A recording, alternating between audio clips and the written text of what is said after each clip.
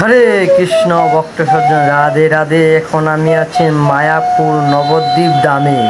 দেখুন ভক্ত সজ্জন, এটা হলো নবদ্বীপ ধামে চাঁদ কাজীর সমাধি। আমরা এখন আছি চাঁদ কাজীর সমাধিতে, যিনি আপনার দাপর যুগে কংস ছিলেন, কলির যুগে চাঁদ কাজী রূপে আপনার এখানে জন্মগ্রহণ করেছিলেন, গৌরাঙ্গ মহাপ্রভুর লীলাতে অংশগ্রহণ করেছিলেন। এখন মাহাত্ম্য শুনেন রত্না কৃষ্ণ দাস। হরে কৃষ্ণ। আমরা এখন এসেছি চাঁদ কাজীর জন্মস্থান, চাঁদ কাজীর সমাধিতে। ইস্কন মন্দির থেকে 3 কিলোমিটার উত্তরে অবস্থিত পূর্ব নীলায় চাঁদ কাজী ছিলেন কংস। মহাপ্রভুর কীর্তনে মৃদঙ্গ ভেঙে দিয়েছিলেন।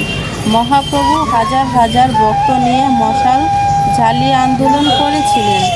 কাজী মহাপ্রভুর চরণে আত্মসমর্পণ করেন এবং কৃষ্ণ ভক্ত হন। চাঁদ কাজী সমাধির উপরে 500 বছরের পুরানো গোলক চাপা ও নিম বৃক্ষ রয়েছে, যা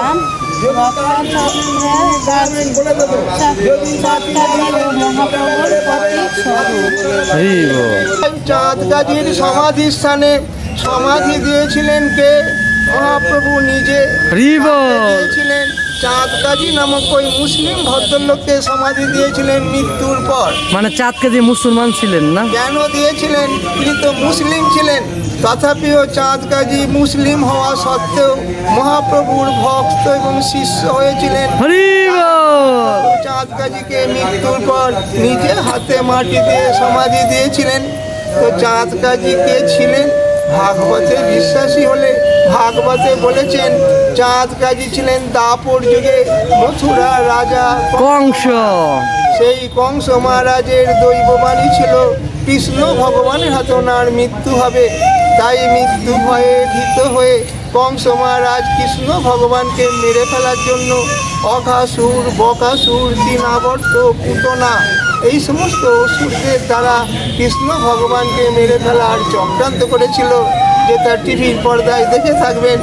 কিন্তু ভগবানের ক্ষতি করা মানুষের অসাধ্য ব্যাপার, তাই কংস মহারাজ কৃষ্ণ ভগবানের কোনো ক্ষতি করতে পারেনি। তখন কৃষ্ণ ভগবান কংস মহারাজকে বলেছিলেন, সম্পর্কে তুমি তো আমার মামা হও, তুমি চিনতে না পেরে মেরে ফেলার চক্রান্ত করলে।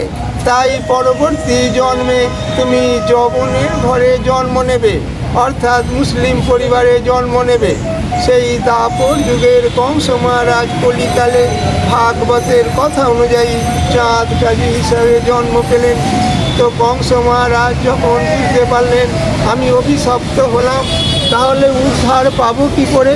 বলে মনে মনে অনুতপ্ত হয়ে ভগবানের শরণাগত হলে তখন অন্তর্যামী কৃষ্ণ ভগবান কংস মহারাজকে বলেছিলেন, আমি তোমাকে উদ্ধার করব কলিকালে। যখন নবদ্বীপের মায়াপুরে শচী মায়ের গর্ভে চৈতন্য ভগবান রূপ অবতীর্ণ হব, সেই সময় আমি তোমাকে উদ্ধার করব। সেই চৈতন্য ভগবান চাঁদ কাজীকে হরি নাম মন্ত্র দিয়ে ভক্ত শিষ্য করে উদ্ধার করেছিলেন। কিন্তু ভক্ত এবং শিষ্য হওয়ার আগে চাঁদ কাজী হরিনামের প্রতি খুব হিংসা পরায়ণ ছিলেন।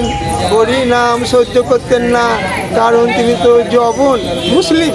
তাই মহাপ্রভু যখন নিত্যানন্দ প্রভুকে আদেশ করেছিলেন কলিহত মানুষকে উদ্ধার করার জন্য দাঁড়ে দাঁড়ে মিছিল করে হরিনাম বিতরণ করার জন্য, তখন এই চাঁদ কাজী সেই হরিনামের মিছিল বন্ধ করে দিয়ে মৃদঙ্গটা ভেঙে দিয়েছিল। যে ভাঙা মৃদঙ্গটা আপনার ওই শিবা সঙ্গনে দেখে থাকবেন। আর ওই এলাকাতে ভেঙেছিল বলে ওই জায়গার নাম হলো খোল ভাঙার ডাঙা লেখা আছে। মহাপ্রভু এই ঘটনা জানতে পেরে খুব ক্রুদ্ধ হয়েছিলেন। ক্রুদ্ধ হয়ে চাঁদ কাজীকে শাস্তি দেবার উদ্দেশ্যে পরের দিন সন্ধ্যাবেলায় ভক্তদের সঙ্গে নিয়ে মশাল জেলে হরিনাম সংকীর্তন সহযোগে চাঁদ কাজীর বাড়িতে উপস্থিত হলে চাঁদ কাজী ভয়ে ঘরের ভিতর লুকিয়ে পড়েন। অন্তর্যামী চৈতন্য ভগবান বুঝতে পেরেছিলেন কাজী সাহেব ভয়ে ভীত হয়েছেন, তাই তাকে পুনরায় মামা বলে সম্বোধন করলে। কাজী সাহেব তখন সভয়ে মহাপ্রভুর পায়ে আত্মসমর্পণ করে ক্ষমা ভিক্ষা চাই।